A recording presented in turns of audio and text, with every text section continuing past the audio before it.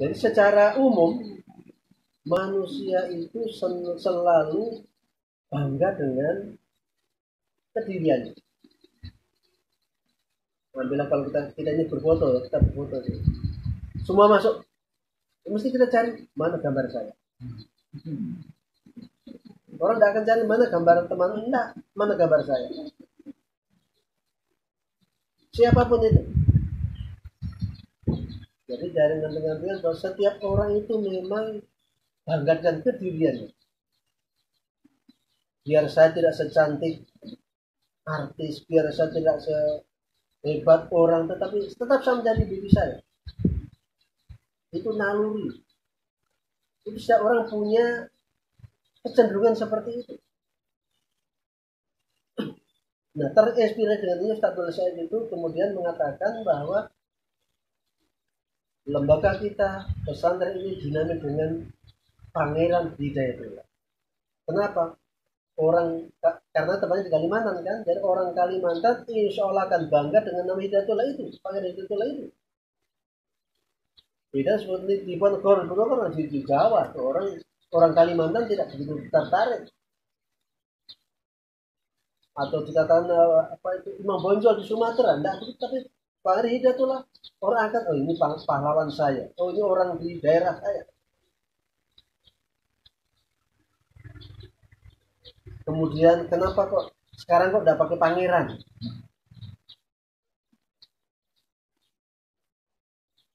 Kalau tidak salah waktu kunjungan Buya Malik Ahmad,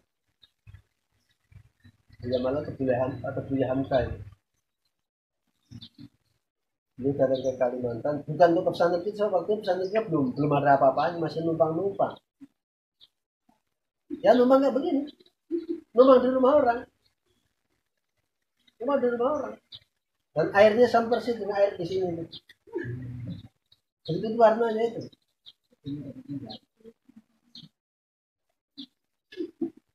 Yang sekarang di Balikpapan rumahnya sekarang menjadi Hotel Pasifik.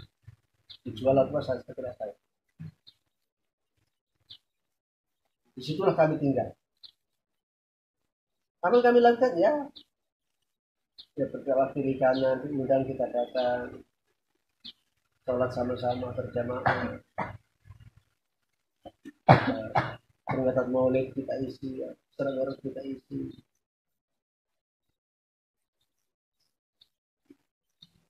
Kadang untuk kita sibuk. Nah kemudian perjalanan selanjutnya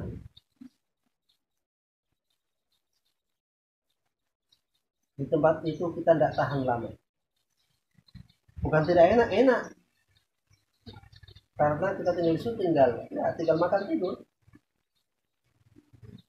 Ada pengusaha orang kaya namanya Pak Haji Rashid,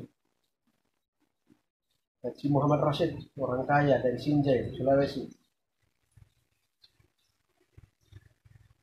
Waktu Abdullah Said itu ke Kalimantan, terus tinggal ke rumah Haji Rashid itu, konon ceritanya Haji Rashid itu usahanya melejit. Jadi Pak Haji Rashid itu punya keyakinan ini anak ini tidak anak sembarangan ini. Usaha saya sekarang kok bisa maju seperti ini sejak Abdullah Said datang ke rumah.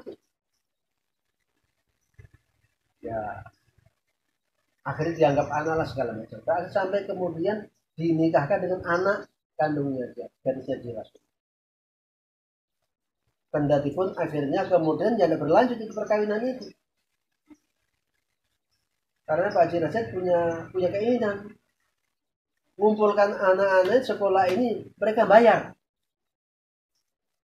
Ya pedagang kan mau bisnis. Ya saya tidak mau. Ini saya ngumpul anak-anak bukan untuk berdagang. Mereka akan saya antar menjadi manusia-manusia soleh, mujahid-mujahidah yang akan membawa agama ini. Jadi saya tidak mau. Suruh bayar mereka. Jangankan bayar, orang mau datang saja kita suruh alhamdulillah. Waktu itu di Balikpapan dikenal dengan banjir kap. Banjir kap itu usaha kayu yang sebentar booming. Jadi kalau sudah bicara Balikpapan, pikirannya orang itu, wah ini orang kaya ini misalnya. Pedagang kayu.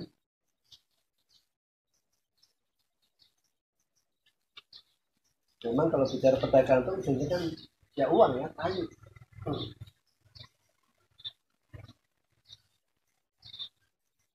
Jadi sebetulnya berawal dari pertentangan keinginan satu juru bayar, sebenarnya tidak tahu saya bayar.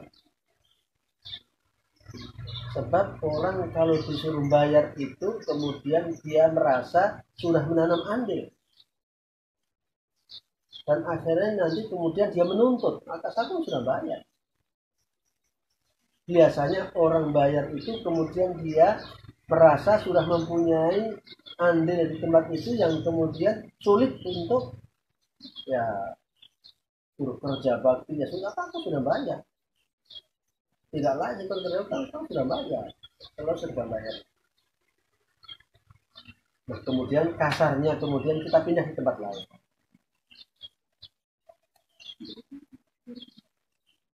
Kita pindah di tempat yang namanya Karangrejo. Ya tadi namanya Gunung Sari. Karangrejo itu dari Gunung Sari itu kira-kira sampai 5 kilo. Bukit sedikit. Di situ ada tempat ya, orang kampung ya tidak kaya, orang miskin lah. Ada lahan sedikit, tanam singkong di situ. Dan kita minta izin tinggal di situ, kita tinggal di situ. Tinggal di situ, tinggal di kita bikin gubuk, bukan rumah ya, gubuk. Jadi gubuk ini kan tapi sangat sederhana, super sederhana. Ya kayak kandang kambing lah gitu. Memang lebih layak dikatakan kandang kambing daripada kandang manusia. Atapnya daun. Ada kan di rumah kan tidak ada atapnya kan tidak ada kan. Dindingnya kulit kayu. Lantainya kayu sebetan, tahu kayu sebetan? Itu harganya itu kayu itu kayu lebih yang laku jual itu yang kita beli. Sekarang kita minta, sekarang kita beli. Jadi karena sebetan itu kan ada tebal, ada tipis, ada macam-macam. Itu yang kita atur di situ. Di situ kita sholat, di situ kita belajar, di situ kita macam-macam. Kegiatan semuanya di situ.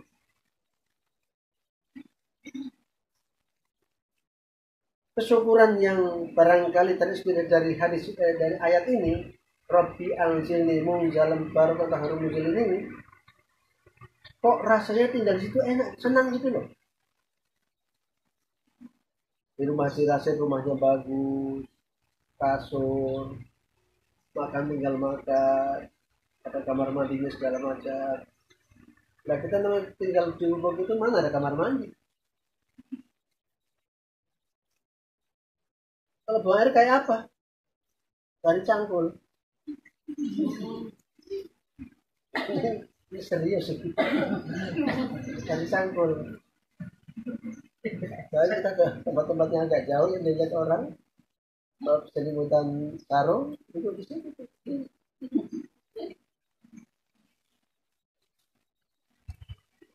Kok tidak sedih loh perasaan, kok senang gitu loh. Barangkali buah daripada doa ini, Rabbi anzilni munzalan mubarakan wa anta khairul munzilin. Ya Allah, beri kami tempat yang berkah, diberkahi.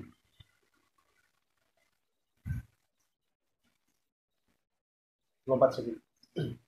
Berkah. Apa berkah itu? Karena ada kulitannya masing-masing kepala ini jawabannya beda-beda. Dan memang kita tidak jumpai definisi berkah baik ayat ataupun hadis sejauh yang saya tahu. Akhirnya kemudian ulama itu mendefinisikan apa berkah itu. Berkah adalah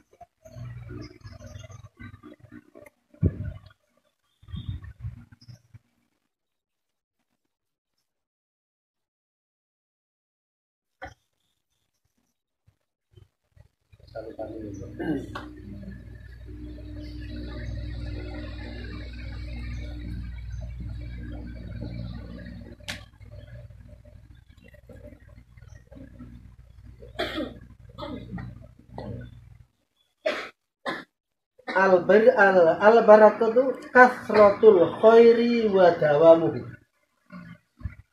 Kasratul khairi wa dawamuhu. Banyaknya kebaikan dan kebaikan itu abadi. Kebaikan itu ada terus. Kebaikan itu tidak hilang-hilang. Ada di situ terus. Kasratul khair wa dawamuhu. Banyaknya kebaikan dan kebaikan itu tetap ada di situ.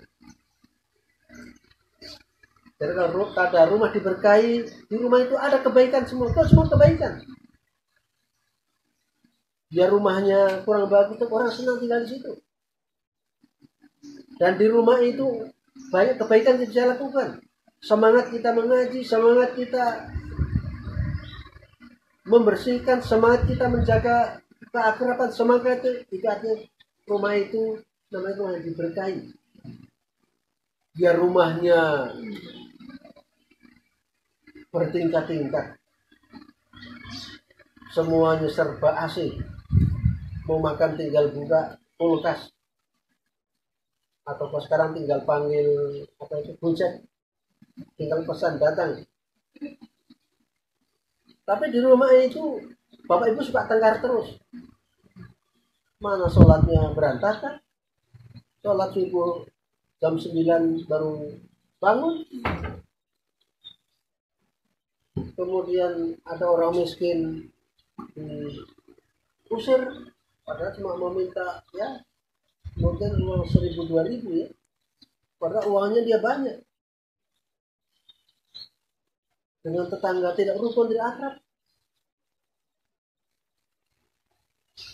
maka itu bukan rumah yang diberkahi. Jadi berkah adalah kasratul khairi wa dawamu. Banyaknya kebaikan dan kebaikan itu langgeng. Seperti langgeng ya. Lalu ada terus langgeng itu berkepanjangan. Ada beras, alhamdulillah. Tidak ada beras, alhamdulillah. Masaknya kurang masak, alhamdulillah. Gasnya habis ya.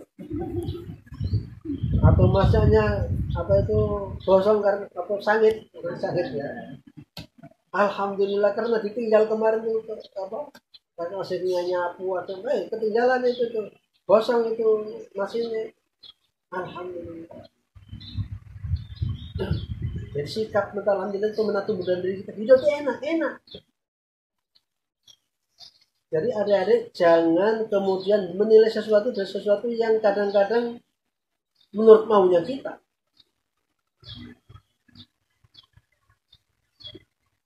Jadi kalau kemudian kita hidup dengan semua alhamdulillah, semuanya kita muji Allah, itu hidup enak. Itu saya katakan tadi, saya hidup dengan teman-teman itu di gubuk seperti itu, yang besarnya cuma ya 2 depa begini, 4x4 barangkali. Di situ ada 3 gubuk. Waktu itu kayaknya tidak sempat difoto karena kita tidak punya. Kalau sekarang ini masya Allah, orang masak di kamera, orang tidur di kamera, orang ngorok itu direkam. Luar biasa itu.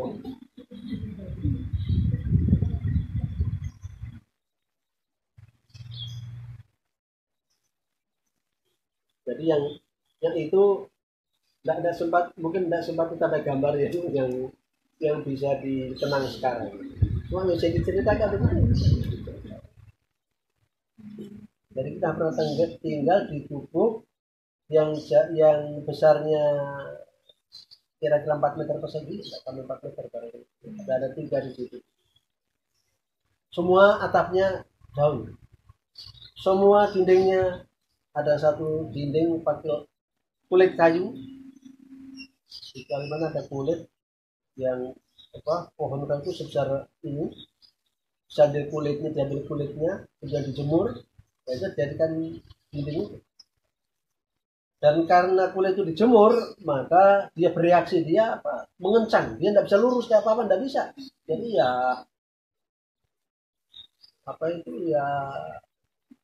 tidak beraturan itu. Jadi rumah dia bisa dinding tidak rapat itu. Dan dinding kayu itu juga dinding kulit kayu itu juga rumah saya pertama waktu saya nikah dengan Bunanya. Dindingnya kayu. Tetap bahagia juga, senyum juga terus itu.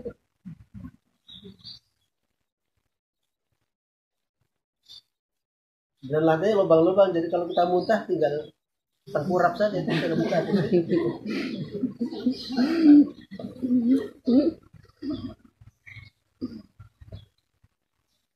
Kalau kita makan, kasih makan ayam tuh tinggal lempar ke ayamnya di bawah. Gitu. Tapi enak, senang. Itulah insya Allah yang berkata seperti itu.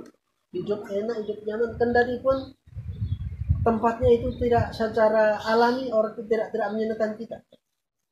Kenapa orang sekarang bikin rumah besar, rumah bagus, baguslah. Apa tujuannya? Supaya enak, itu enak itu. Apa enak kemudian menjamin dia bahagia? Belum tentu.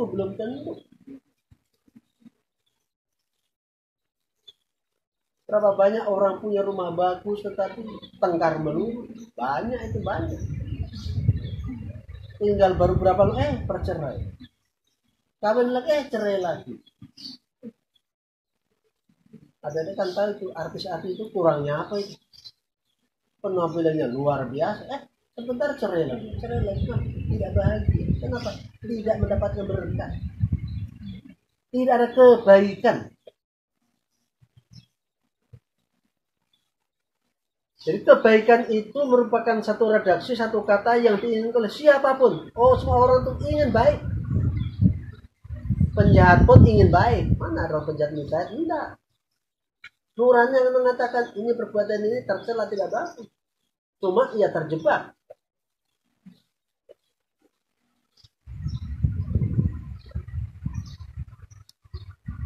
Dulu di Jawa ini tahun-tahun ya mungkin sekitar 40-an tahun yang lalu ada penjahat namanya Kusni Kastur.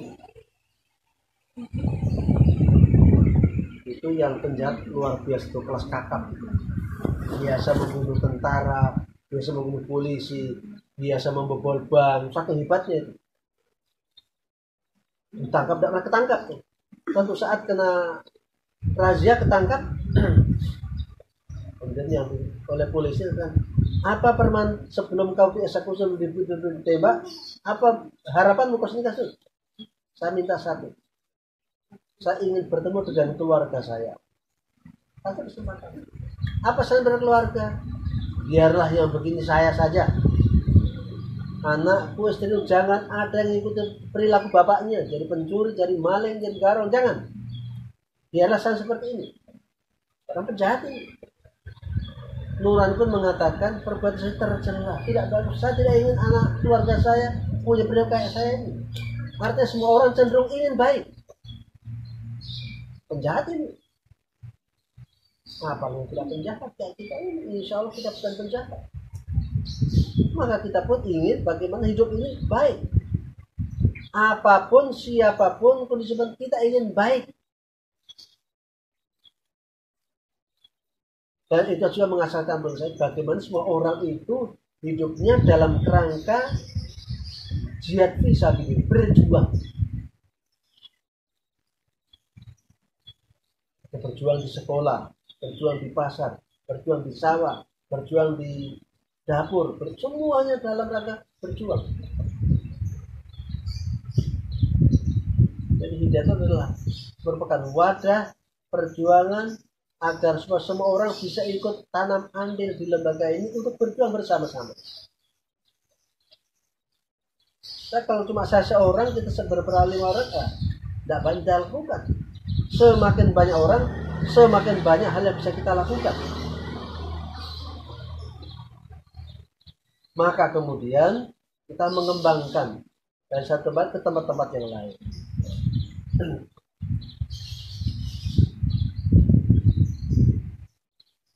Sesudah sekitar 3 bulan saya tinggal di Gubuk tadi, akhirnya kemudian juga Ustadz punya keinginan barangkali kita perlu cari tempat lain.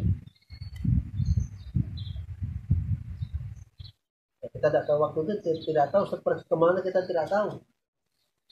Akhirnya kemudian Allah takdirkan kita mendapatkan tempat di Karangbugis, dari Gunung Sari, Karangrejo, kemudian di Karangbugis. Karangbugis itu bukan juga rumah sendiri, nempel. Rumahnya tidak kayak begini, rumah kayu. Kita pinjam kaki 5. Ini kaki 5, tapi saya sudah dikatakan kaki 5. Kita tinggal di kaki 5 itu. Ya Ustaz, di situ beliau nulis, di situ beliau, ya kita tidur di situ. Kemudian ada satu kamar tamu itu kita tinggal di situ. Jadi kita nempel pinjam kaki 5-nya orang.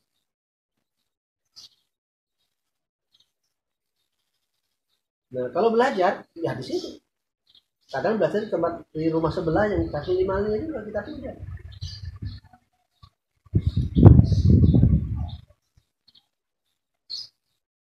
Akhirnya kemudian di tempat itu ada seorang dermawan, orang Bugis, namanya Abdul Qadir Mapas Sosong. Orangnya besar, tinggi, gendut. Kalau panggil anaknya namanya siapa? Kalau manggil anaknya bolong. Maria itu bolong. Panggilan itu baru siapa kemarin meninggal itu. Kalau lupa namanya siapa itu. Jadi ngomong itu tidak pernah pelan itu. Kalau kita sholat di mana? Ya sholat pertama di situ, kemudian akhirnya sudah ada rumah itu, kita pinjam lagi di rumahnya Pak Haji Qadir itu, di rumah yang sekarang itu menjadi SD Aulia itu ada dulu di situ hotel. Nah, kita pinjam itu lobby hotel itu untuk menjadikan sholat subuh, sholat berjamaah.